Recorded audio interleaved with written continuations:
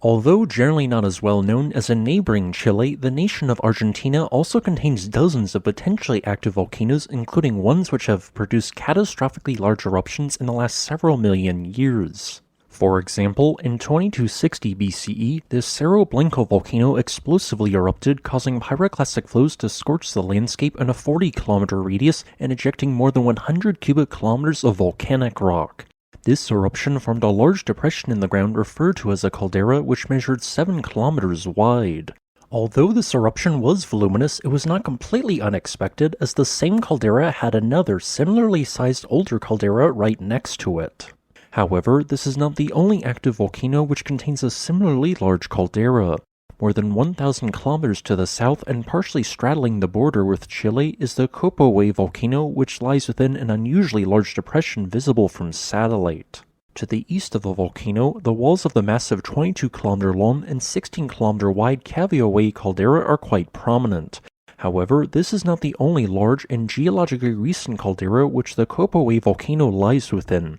The majority of Copahue's modern edifice is also situated above a 10 by 10 kilometer wide caldera, which is younger than the aforementioned caldera. Both of these calderas formed in large volume explosive eruptions, which will be discussed in this video. Although this complex has been erupting for millions of years, the root cause of volcanism has remained the same. Offshore of Chile, the Nazca Plate is colliding with and subducting underneath the South American Plate. The melted material from this collision then migrates upwards until it erupts onto the surface, forming a chain of volcanoes.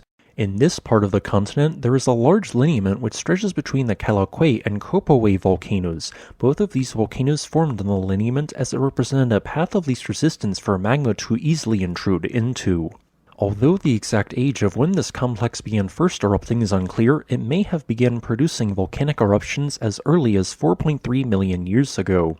As lava erupted onto the surface, it created a series of explosions due to the interaction with present groundwater. Into these craters soon erupted lobes of basaltic andesite lava, which expanded outwards and eventually covered the craters.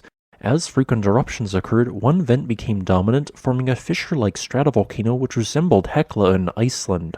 Over time, the erupted magma became compositionally more and more silica and alkali-rich, changing from basaltic andesite to andesite to finally trachyte. On the surface, this caused eruptions to become more explosive and ash-dominated, while also producing shorter and taller flows of lava via lava domes instead of longer lava lobes.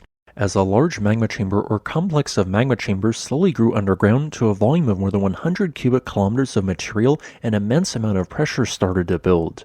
This pressure was eventually released via a cataclysmic eruption 2.02 million years ago of a size comparable to Cerro Blanco's massive eruption. This caused a plume of ash to shoot more than 45 kilometers or 148,000 feet into the atmosphere. As a section of the eruption column collapsed downwards, it created pyroclastic flows which swept across the landscape, destroying everything in a 50-kilometer radius. Then, due to the large amount of erupted material, the magma chamber was partially drained. This caused rock overlying it to collapse downwards, forming a massive caldera. The modern Copahue volcano would later begin to form around 1.2 million years ago, and for similar reasons would also collapse in a large eruption. That eruption occurred around 500,000 years ago, perhaps even breaking through a substantial ice sheet which once again coated the landscape in a 30-kilometer radius in superheated ash and pyroclastic flows. As the volcano collapsed, another caldera formed.